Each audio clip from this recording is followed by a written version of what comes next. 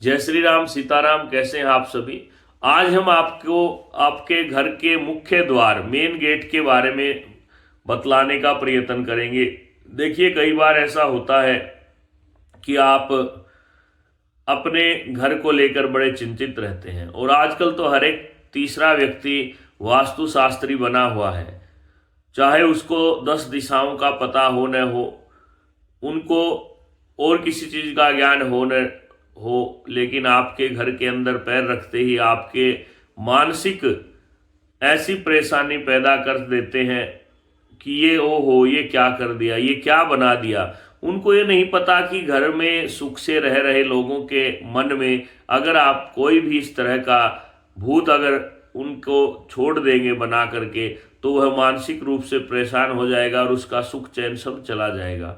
इसलिए कोशिश करें कि बने हुए घर के अंदर वास्तु दोष गिनाने वाले व्यक्तियों से बचकर रहें। अगर आप पूछें और हम जैसे बताएं तो भी ऐसा ही उपाय बतलाएं जिससे बिना तोड़ फोड़ के काम बने, क्योंकि पहले तो आज के समय में मकान बनाना बहुत मुश्किल है, ऊपर से समय की कितनी कमी रहती है। तो सबसे पहले इस तरह की बातों को बताएंगे कि वास्तु विशेष रूप से वस्तु स्थिति इति वास्तु, घर में हर एक चीज की जो स्थिति है उसी को वास्तु कहा जाता है। अर्थात ईशान में आपका मंदिर हो, आग्नेय में रसोई हो और दक्षिण में भारी सामान हो और उत्तर में आपकी सेफ अलमारी वगैरह हो, और इसके साथ साथ आप वायव्य कोण में प्रसाधन कक्ष टॉयलेट आदि आप बना सकते हैं। लेकिन जब भी गेट की बात करते हैं तो गेट आपको देखिए कोशिश करें कि दक्षिण द्वार का मकान कम से कम प्रयोग करें। अगर आपको प्रयोग भी करना है, अगर आपके लिए ऑप्शन नहीं है, तो आप तांबे का एक तार मेन गेट में देहली के नीचे दबवा दें ताकि नेगेटिविटी बाहर रहे। उसके बाद मुख्य द्वार से संबंधित 10 से 15 बातें हम यहाँ पे शेयर करेंगे। सबसे पहले तो ध्यान रखें कि मुख्य द्वार के अंदर नीचे काठ की अगर आप देहली बनवा देते हैं तो सबसे उत्तम रहता है। अगर ऐसा संभव नहीं है तो आप भले ही कोई वहाँ पे काठ का बना हुआ कोई भी सामान या कम से कम काठ की कील जरूर गाड़ दें। उसके बाद आपको ध्यान करना है कि मुख्य द्वार साफ एवं स्वच्छ होना चाहिए। कई लोग मुख्य द्वार को बड़ा अशुद्ध रखते हैं और वहाँ पे सफाई करने में, क्योंकि आजकल घर इस तरह के बनने लगे, बाहर मेन गेट है और अंदर जाके आपके पोर्च से घर शुरू होता है, तो आप उसको घर नहीं मानते जो जहाँ से आपका घर की एंट्री शुरू हुई है। ध्यान रखें, जहाँ से एंट्री होती है वही मुख्य द्वार कहा जाएगा, अंदर वाले द्वार तो उपद्वार है आपके। तो इसलिए सफाई का विशेष ध्यान रखें। दूसरी बात, आप जो गेट लगाते हैं कोशिश करें अंदर की तरफ खुले, 2 पल्लों का गेट हो, इस बात का भी विशेष ध्यान रखें। उसके बाद तीसरी बात यह है कि मुख्य द्वार का जो गेट है उसके काले या नीले रंग का पेंट आप न करवाएं। यह कई बार नकारात्मक शक्ति को उत्पन्न करता है।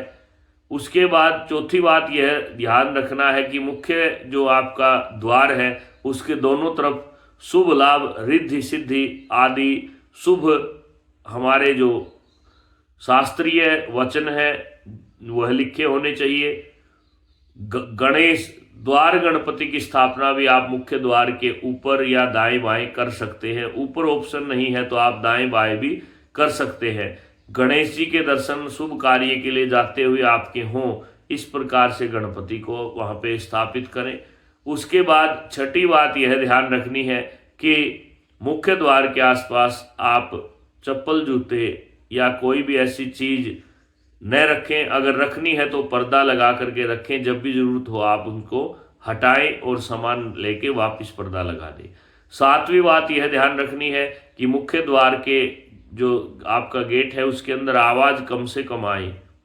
और 8वीं बात यह है कि मुख्य द्वार से आपका जीवन सुखी नहीं होगा। अपने विचारों को भी सही रखें, कोशिश करें शराब आदि का सेवन न करें तो ठीक रहेगा। अगर आप घर में आके क्लेश करते हैं या फालतू की बातें करते हैं, शराब आदि पी करके तामसिक भोजन करते हैं, मांस मिट्टी कुत्ते आदि को रखते हैं, तो भी आपके घर में शांति नहीं रहेगी। उसके बाद 9वीं बात यह है कि मुख्य द्वार के आसपास आपको विशेष रूप से अगर कोई भी स्थान उपलब्ध है तो शाम के समय एक दीपक आप जरूर जलाएं, चाहे एक ईंट रख के उसके ऊपर आप द्वार गणपति के नाम का एक दीपक जलाएं।